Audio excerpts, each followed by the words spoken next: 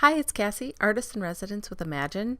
It can be challenging in the summer to find time to be creative, so I thought, why not make some ATC cards? They're quick and fun and really easy to do. So I wanted to use the creative medium in bronze. I haven't used it yet, and I thought that it could look really beautiful on these surfaces. I'm doing one ATC card in black, one in craft, and one in white. When I'm using a new product or something I haven't used very often, like the bronze creative medium, I like to try it on different surfaces to see what the effects are and to see maybe which surface it works really well on or one that it maybe doesn't work as well on.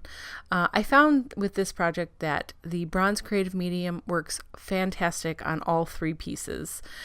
Gives you a slightly different effect, but really gorgeous. This color, this bronze color, is not used very often. It's not very popular in the metallic world, but man, it really should be. It's bold and beautiful, and I think it works really well for masculine pieces or for kind of industrial pieces like I'm doing here. I really love it, and I intend to use it quite a bit more. So now I'm just going to go back and forth between the three and work on adding embellishments, adding color, and different things as the mood strikes. So first, I really wanted this white ATC card to have that rusty metal kind of feel to it. And so I started with the cantaloupe fireworks spray. That was the lightest color. And then I put some Tangelo over it because I did want some of the orange rust. And then I went over it with a little bit of the rich cocoa to add a little brown. And then on the top and bottom there, I added some tuxedo black just to define those edges.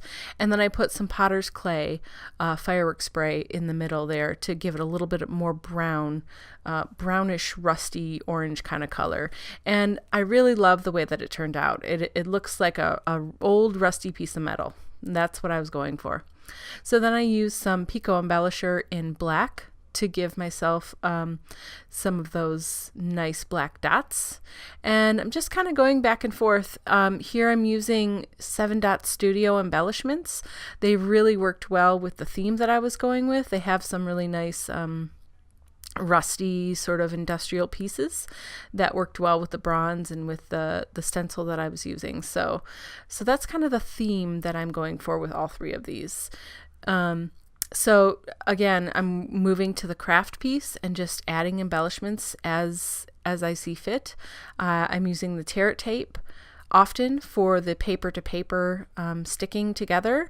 I also use the On Point glue to stick some paper pieces to each other. That works really well and it dries quickly, and it has that nice needle point, so I really like to use that. And then when I'm sticking like creative medium to maybe paper, or when I'm mixing medias together, I use the Pico embellisher more often.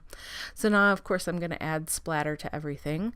That was the Paris Dusk, that dark blue, and I have to say, Paris Dusk blue looks so amazing on craft cardstock and on black cardstock.